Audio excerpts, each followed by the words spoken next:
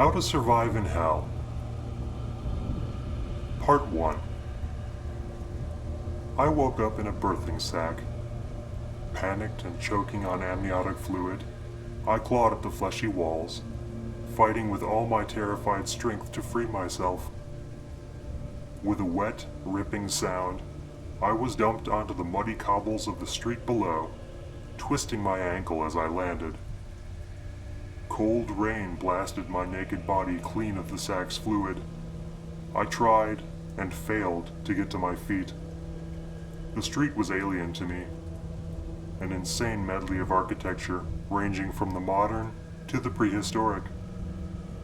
The sky above boiled with storm clouds, illuminating my surroundings with non-stop flashes of lightning. A man walked over to me. His hair was matted with filth, and the rain streaked down his mismatched leather clothes. He said nothing, just watched me squirming on the ground. "Please," I gasped. "Help me." He answered by slamming a foot down on my face, breaking my jaw and making my vision reel. He moved on to my limbs, stamping and tugging until he heard the bones snap. Crippled, naked, and screaming, there was nothing I could do to defend myself when he started to eat me alive. My introduction to hell wasn't unusual. Very few people survive their first hour, let alone their first night. When they die, they go through the same thing again, emerging from a new birthing sack in another part of the city. Eventually, they learn to attack the first person they see, and, if they're lucky, they'll be able to kill that person. That's the one rule of hell. The strong take from the weak. Get used to the idea, and you might just make it through the afterlife. I'm going to give you a helping hand. Consider this your handbook to hell, a primer on the inferno. Make no mistake though, I am not doing this out of the goodness of my heart. When you die, you'll owe me one. Don't worry about trying to find me. I guarantee we'll run into each other eventually. Eternity is a long fucking time, so it's a matter of when rather than if. Do as I tell you, and you'll have a better chance than most of avoiding my own nasty introduction to the pit. Welcome to hell. Some people swear they saw a light at the end of the tunnel when they died. To my mind, those people either hallucinated or they're lying. Most of us just wake up in a birthing sack a few minutes after death. The buildings of hell are covered in the things. Horrible yellow-brown pimples growing out of the bricks. I've already mentioned that the first thing you need to do is claw your way out and get ready to fight. This is where the real bitch of the situation comes into play, since not everybody has the strength to break through their sack's flesh. You get the body you had just before you died, you see. So, let's say you were born a cripple, or maybe you died too young or too old. Tough shit. You're going to have a rough eternity drowning in birthing fluid over and over. If you manage to break free of your sack, don't waste time moping around wondering what the fuck happened. Get on your feet and get ready to defend yourself. Chances are good that the first person who sees you will be hungry. There are no plants or animals in hell, so cannibalism is your only option if you don't fancy starving to death and having to start over. Aim to kill the first person you see. It might take a few tries. Most of Hell's residents have been fighting for survival a lot longer than you. They might have armor made from tanned skin, scavenged metal, and bone. They'll almost certainly have a shiv, club, or axe. All of that will be useful to you if you can take it away from them. The next thing to do is find shelter. It never stops raining in hell, and pneumonia is a shitty way to die. Luckily, you'll have a selection of buildings to choose from. Ever wanted to live in a run-down Victorian manor with half a roof and no furniture? How about an ancient Egyptian mud brick hovel? If people have built it, you can find a crumbling version of it in hell. Pick a building, kill any squatters you find, and move in. The best houses are the ones that come with a supply of scrap metal and timber. Not only are these good for making weapons with, they're also vital for getting drinkable water. I learned the hard way that Hell's Rain is teeming with disease. It has to be boiled before it's safe, so getting a fire going and something to make a bowl with is a necessity. So, we've killed our first man and found a home. Things are going well. Get that far and you're going to want to hang on to what you have forever. You won't. Something will kill you eventually and you'll have to start over. My record is a year. If you want to beat that, you'll need to understand hell and its denizens. The damned. The people of hell can be grouped into two categories. The first, the fresh meat, are those who've just climbed out of a birthing sack. It's kill or be killed when it comes to fresh meat. Always has been. The newly birthed want clothing and tools and will kill to get hold of them. The second category, the residents, view fresh meat as a quick and easy supply of food, leather, and bone. Residents have an easier time of it for sure, and all of them will fight to retain their resident status for as long as they can. Make no mistake though, residents victimize each other just as much as they prey on the fresh meat. Remember how you get the body you had just before you died? Well, that fact forms the core of Hell's society. The truth of the matter is that throughout history, it's usually been men who die in battle. That means that in Hell, there are a lot of men with young, strong bodies fit for war. Don't like it? Tough. Those are the guys who call the shots. If you can't fight them, you better do as they tell you. If you live long enough and fight well enough, you might get invited into one of the resident tribes. These are groups of people who band together for the sake of safety in numbers. Believe me, being part of a group makes things a lot easier in Hell. However, keep in mind that you're only part of the tribe for as long as you're a resident. Get yourself killed and it's back to being fresh meat. Tribes offer the closest thing to civilized society you'll find in Hell. If you're part of a tribe, you have people on your side who probably won't kill you unless shit gets rough. It doesn't sound like much, but that's about as good as it gets. My own survival record was thanks to getting into a tribe. Life was good there for a while. We had about 50 soldiers and plenty of girls to get with.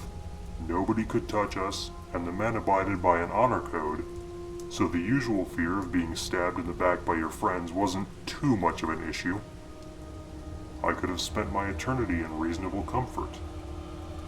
But Hell has ways of fucking over a good thing. Human flesh and boiled rainwater doesn't exactly make for a balanced diet, and sooner or later even the strongest resident dies of malnutrition. I did well to last a year on it, though the last few months were agony. If I believed in God, I'd swear he designed Hell in such a way that nobody stays on top of the food chain for long. The city and the Wasteland. Most of the damned live in Dis, the city of Hell. That's where all the fresh meat is born, and considering the size of the place, coupled with the short life expectancy, A lot of people will spend eternity without ever setting foot outside of Dis. Take my advice. Do not leave the city. Things are rough on the streets, that's true. But trust me when I say it gets a whole lot worse if you try to leave. Dis is surrounded by a wasteland called Gehenna. At first glance, it doesn't look like much. Just an empty expanse of gray stretching out into infinity. Sometimes the damned lose that fire in the belly, the will to survive, and set off wandering into Gehenna. Most of them never come back. I made the walk myself once, a long time ago. I don't care how hard you think you are. Spend enough time in hell, and it starts to break you down. I'm not going to sit here and tell you that I'm a good person who never deserved this. Nobody can say that and not be a liar. I'm not evil, though. Or rather, I wasn't. Not until I got to hell. You murder and torture because you know they'll do the same to you. You're murdered and tortured because they know you'll do the same to them. Give it long enough, and you just don't want to face it anymore. That's when you take the walk into Gehenna. The first couple of miles I walked were nothing special. The rain stopped after a while, the sludge beneath my feet giving way to gray ash, and I caught my first glimpse of hell's sky beyond the clouds. It was a flat gray with a white sun, completely devoid of beauty or warmth. I trudged on. While walking through Gehenna, I lost any urge to eat, drink, or sleep. My body started to waste away, but I didn't care. Even when my skin started to peel away and my bones were exposed, I didn't care. The farther I walked, the hollower I became in mind, body, and soul. I don't know what would have happened if I'd kept going. Frankly, I don't want to know. Some part of me still wanted to live, so I turned back. I'd walked for days, maybe weeks, yet when I turned around, Dis was only a few steps away. I stepped back into the city and my body finally fell apart. When I emerged from my birthing sac, I swore never to step foot into Gehenna again. Escaping from hell. There are ways to leave hell. That should be obvious. Otherwise, I wouldn't be talking to you, would I? Sometimes the living get it into their heads that they want to talk with the dead. They get their crystals, incense, and spirit boards in the hope of reaching their loved ones. Most do nothing more than trick themselves into thinking they've made contact. They smile or cry, convinced their beloved granny is playing the harp on a cloud somewhere before getting on with their lives. A few have the skill to actually reach us, though. They can open a gate between hell and the world of the living that we perceive as a pillar of fire stretching down from the clouds. As soon as one of those pillars show up, the damned scramble to be the first to get to it. You haven't seen the true nature of man until you've watched thousands of the damned swarming over each other, kicking, biting, and clawing to be the one who escapes. Contacting the dead always results in a bloodbath. Even the most civilized tribes fall apart the instant it becomes clear that only one of them can leave. I've left hell twice now. Left my body behind and ridden that pillar of fire up into the clouds. Some people believe that you can be possessed by demons. Let me tell you something. Demons aren't real. What the living see as demonic possession is just one of the damned testing out their new body. Let's face it, if you fought your way through hell to get back to the world of the living, you're not going to be on your best behavior for long. Sooner or later, we take things too far. Our host dies, or their family caves and recruits an exorcist. Then we're fresh out of the birthing sack and on the streets again. I'm going to go now. When you get to hell, remember my advice and that you owe me one. Maybe we can form a tribe someday. For the time being, though, I want to see what my new body can do. Part 2. By now you should have a good idea of what you can expect from hell. You know to kill the first person you see when you fight your way out of a birthing sack. You know to find clothing, tools, and shelter. You know that no matter what you do, how well you do, someday it's back to being fresh meat.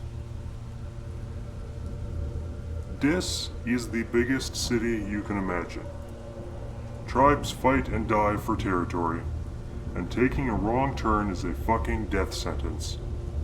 You'll get a feel for where you should and shouldn't go, and eventually develop the kind of street smarts you need to stay a resident for more than a day. Even so, there are places in Dis that you should know about. Let's do a little sightseeing tour of hell. Maybe the advance warning will do you some good. Skin Street. Allow me to tell you about the first time I saw Skin Street. I dropped out of my birthing sack onto the road, stood straight back up and got myself ready to fight. Nobody was there. Not one single person was out on a street that stretched for miles in either direction. I relaxed a little and took a look around. Most of the streets in Dis are a labyrinthine network of buildings. You spend most of your stay in hell paranoid that, just around the next corner, there's somebody ready to beat you down. Skin Street isn't like that. It's a single, straight line with only the rain and the darkness to hamper visibility. I felt more vulnerable there than I've felt in any other part of Dis.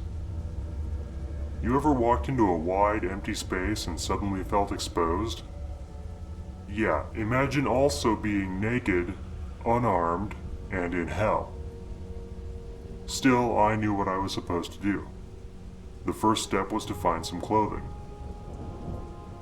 That's where I learned how Skin Street got its name. Every building, every busted streetlight and gas lamp was decorated with flayed skin.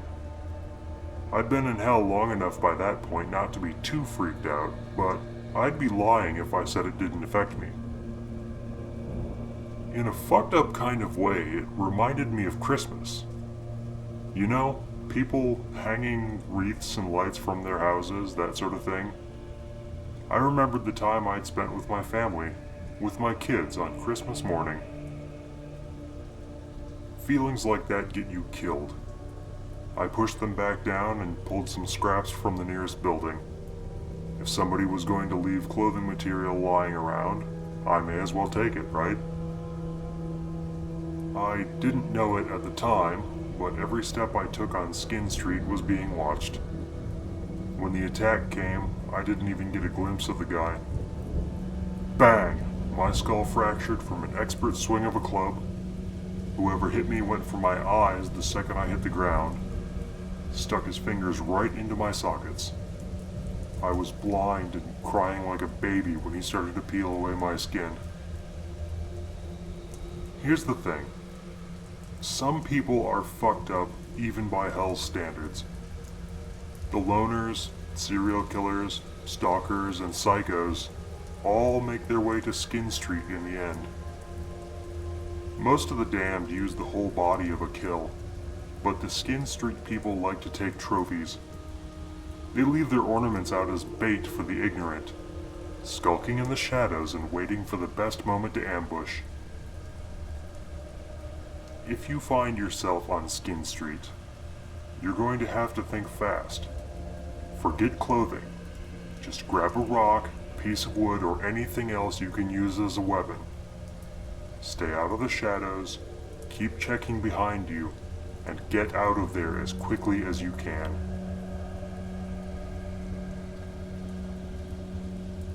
Perdition Farms. You're going to be chased in hell. That's unavoidable. At some point, you'll stumble into somebody bigger than you, or you'll find yourself outnumbered. Forget about a fair fight. If somebody can take you down without you fighting back, you bet that's what they'll do. It's easy to lose focus when you're running for your life. You can forget to pay attention to your surroundings. That, my friend, is a big mistake. The outskirts of Perdition Farms are littered with billboards. They promise free food and safety to anyone fucking stupid enough to believe them. The tribes that fight over that particular territory like to herd people off the streets and into the industrial complex they call home. The good news is that those tribes won't kill you. The bad news is that they're big fans of taking people alive. They've got a project, you see. Been working on it for as long as I can remember. I couldn't tell you who originally decided that hell should have organized food production.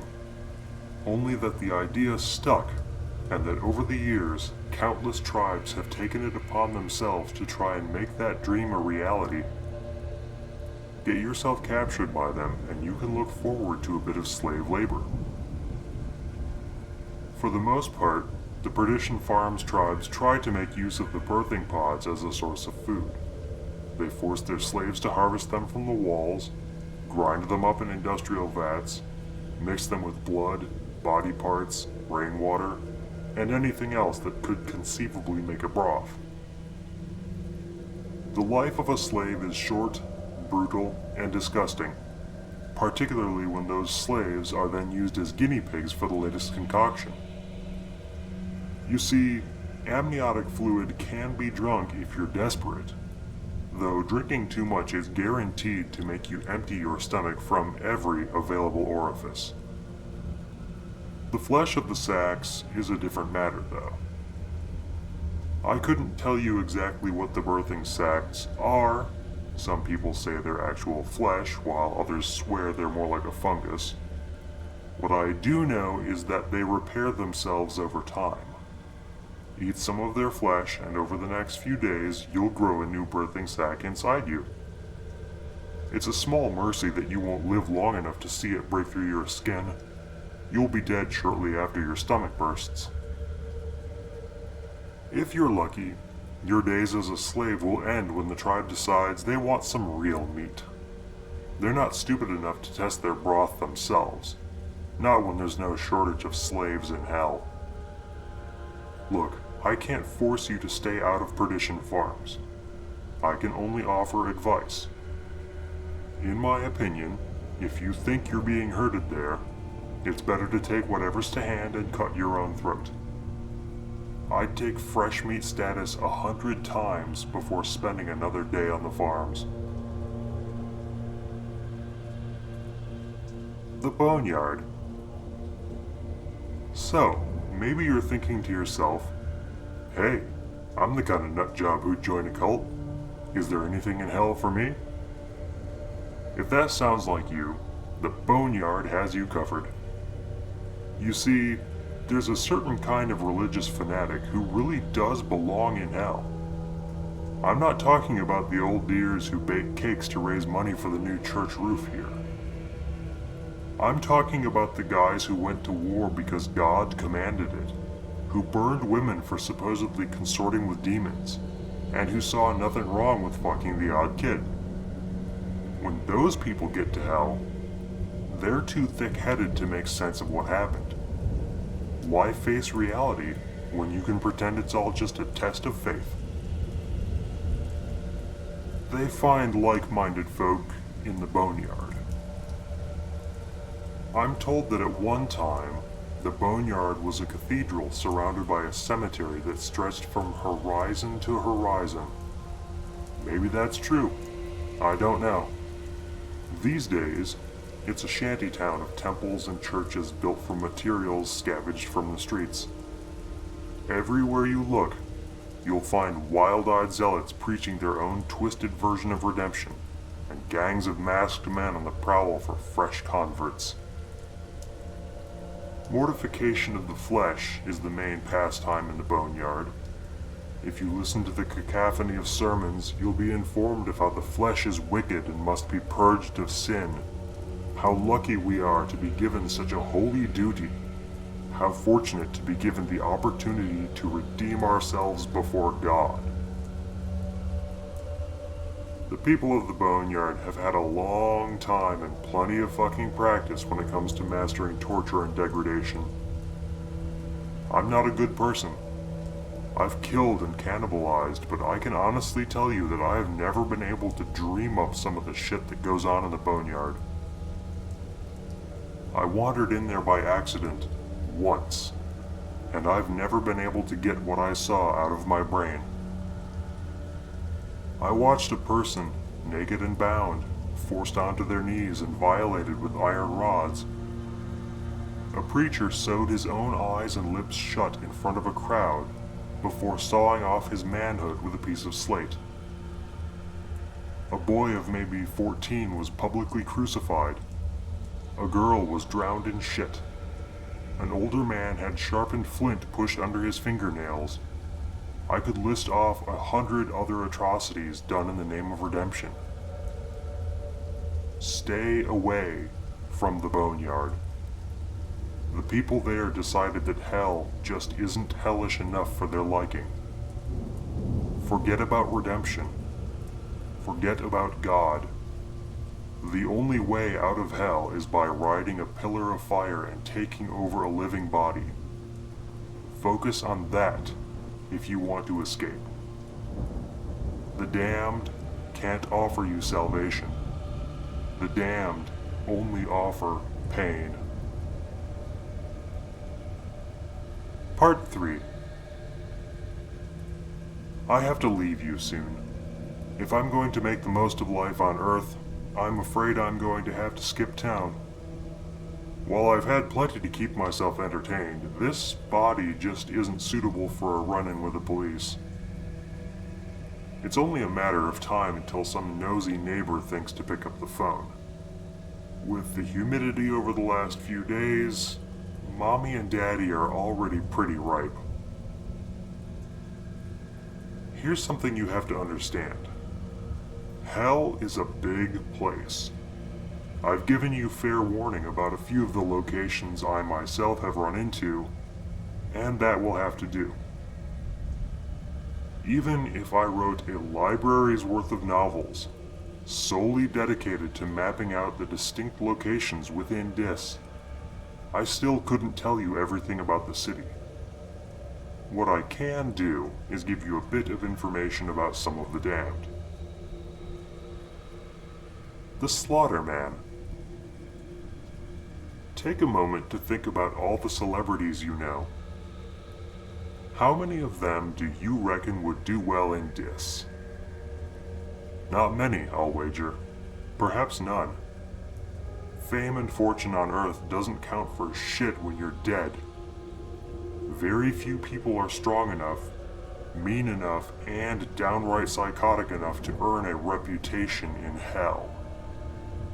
Those few who have what it takes are people you never want to meet. The Slaughterman is one of Hell's legends. A huge, bearded man with filed teeth, bloodshot eyes, and foam on his lips. Rumor has it that the day he first emerged from a birthing sack, he was unlucky enough to land at the feet of a slaver tribe. Well, those tribesmen chuckled to themselves and readied their clubs and whips, only too happy to take some fresh meat captive. Outnumbered 12 to 1, naked, unarmed, and brand new to hell, most people wouldn't stand a chance.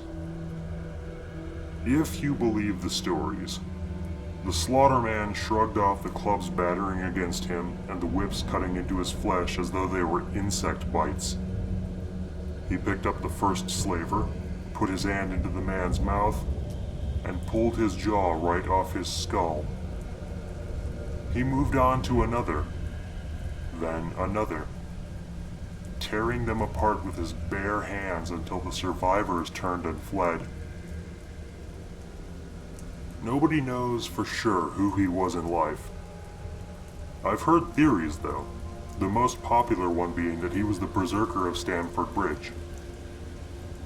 Supposedly, a single Viking held up the English army single-handed. It didn't matter that he could never win, that he was outnumbered, that his enemies had better weapons and armor. He stood on that bridge and he fought. By the time he was brought down, he'd killed no less than 40 men. I don't know how true any of this is. I've never seen the Slaughterman for myself, and I don't fucking want to. What I can tell you for sure is that people don't become legendary in hell without good reason. I'd guess that the only one who knows the truth is the Slaughterman himself, and he isn't saying anything. Since the day he arrived in hell, he's only spoken once. The fleeing slavers heard it as the Slaughterman tore their tribe apart. Naked, bloody, and surrounded by corpses, the Slaughterman looked up at the storm-wracked sky and bellowed a single word: Valhalla. Hellhounds. How about a little story?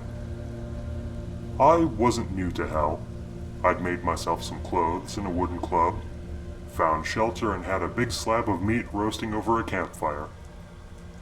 The only thing I didn't have was a tribe.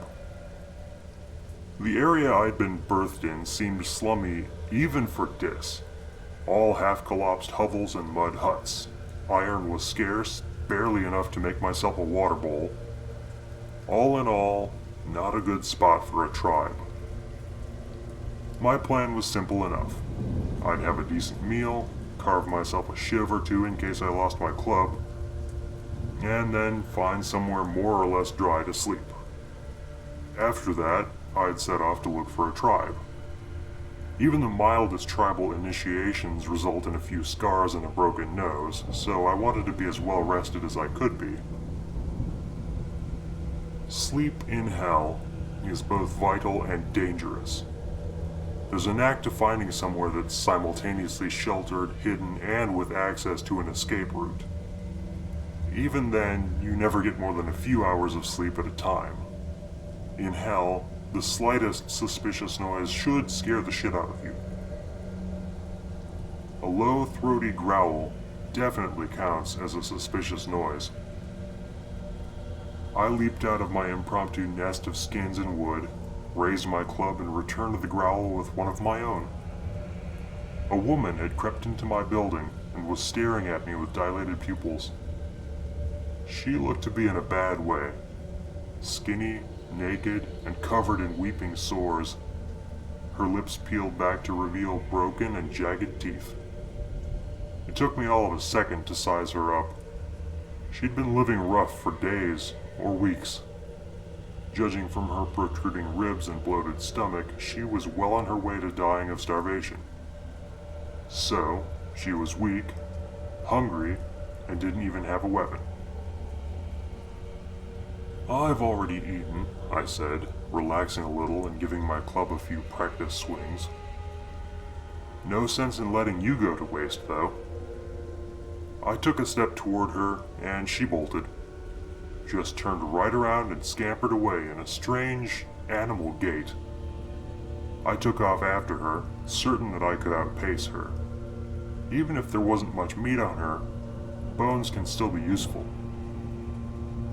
I chased her through a few streets, struggling to keep my footing on the muddy ground. When I finally got close enough to swing my club, she stopped dead. The suddenness of it caught me off guard, and I tripped over her, losing my club as I fell. She howled in triumph. a sound that was echoed by a dozen other throats. That day, I learned two things about the Hellhounds. The people who lose their minds and become little more than beasts after enduring centuries in hell. Firstly, they have the necessary animal cunning to hunt as a pack. Secondly, human teeth and fingernails are perfectly capable of ripping flesh from the bone. The surgeons. Modern doctors rarely thrive in hell. Academia and reliance on technology don't leave you in the best state to endure the endless violence and brutality. There are exceptions, though. The people who learn to sew their friends back together amidst the machine gun fire of the Psalm. Shamans, witch doctors, and holy men who endured famine and warfare. Survivalists who knew how to cauterize their own wounds in the middle of a forest. Those are some of the people who might just be strong enough to ply their trade to the damned. After all, working knowledge of basic medicine is just one of those things that's beyond a lot of the meatheads roaming dis. Most of Hell's surgeons find a tribe as soon as they're able. Their tools might be crude, but they soon learn to make do. Flint, slate, and shards of glass serve as their scalpels. They make thread from human hair, and needles from slivers of iron. Whenever a member of the tribe has an infected sore, a surgeon will be the one to drain the pus. A tribal surgeon could well save your life, but they'll do it without anesthetic. Then there are the freelance surgeons, the people who try to go it alone. They make themselves a uniform, the theory being that the damned will recognize them if they all look alike. It doesn't really work, but then you can't expect much logic from people who've lost count of how many times they've died. For one thing, fashions change over time. I'm told that freelancers wore headdresses and bone necklaces at one point. The current trend is to mimic Venetian plague doctors by donning a beaked mask and wearing a long coat of fire-blackened skin. Freelancers are rare. Very rare, in fact. You'll see thousands of the damned for every freelance surgeon you come across. When you do come across one, be fucking careful. Firstly, surgeons don't get a free pass in hell. The damned are more likely to attack a freelancer than they are to barter their tools, clothes, or slaves in exchange for his services. You can't be certain if the man in the bird mask and black coat is really a surgeon, or somebody who murdered a surgeon and took his clothes. Perhaps they made the outfit themselves in order to draw the weak and the wounded close. Advertising doesn't always work as intended in dis. If the freelancer turns out to be genuine, that doesn't give you an excuse to drop your guard. Freelance surgeons usually aren't the most stable people. Put another way, freelancers are usually sadistic fucking psychopaths. Sure, they might stitch you back together and send you on your way. They might also decide it would be more interesting if they stitched you to somebody else. They might think paying an arm and a leg for their service should be taken literally. They might turn out to be some wannabe serial killer who's yet to find their way to Skin Street. For each freelancer trying to do a tough job in a tougher place, there are a dozen or so mangalas who want to try out their toys on somebody too injured to fight back. Stick with your tribe's surgeon if you're lucky enough to have one. Failing that, learn to patch up your own wounds. Trust me, if you're able to read, you've already got the intellectual advantage over a lot of Hell's residents. Universal education is pretty recent. Freelancers aren't worth the risk. Cambions. I'll be honest with you here. I don't know if cambions actually exist. What I'm going to tell you is something that somebody else told me.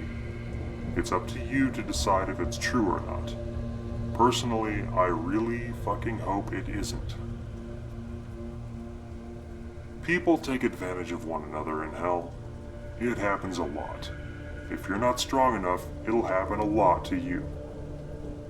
The good news for the ladies out there is that damned men fire blanks. You'll almost never be impregnated. I say almost never because if you believe the stories, there's an incredibly slim chance that a couple of those little swimmers will be awake and looking for an egg. Just to put this into perspective, we're talking conjoined twins levels of unlikeliness here, and that's just conception. The chances of a pregnant woman surviving the full 9 months in hell are probably conjoined triplets levels of unlikely. You're talking about a perfect storm of beating the odds here, but this is eternity. A monkey, randomly mashing keys on a typewriter, will eventually produce the complete works of Shakespeare if it goes at it for eternity. The result of that perfect storm, of those monkeys with their typewriters, is a cambion, a child conceived and born in hell. I'm not saying they exist, okay? I'm saying I've met somebody who swears it's true and that he's seen a cambion for himself. You see babies in their birthing sacks from time to time. Usually it's just a body. Occasionally you'll see one drowning. Most of the damned ignore them. They wouldn't survive a day on the streets even if you could afford to devote your full attention to them. Better to just leave them be. It's only the really fucked up people who cut through the sacks and... yeah, I'm not gonna finish that thought. I'm getting sidetracked. So, this cambion, who may or may not have existed, apparently looked like a normal child. It cried, it shit, and it sucked its mother's tits just like a regular baby would. The mother was part of a tribe, and they'd been able to protect her through her pregnancy. I couldn't tell you why. Curiosity, perhaps? When it was born, the whole tribe gathered around to have a look. Among them was the man who told me this story. Somebody I'd meet years later and eventually kill.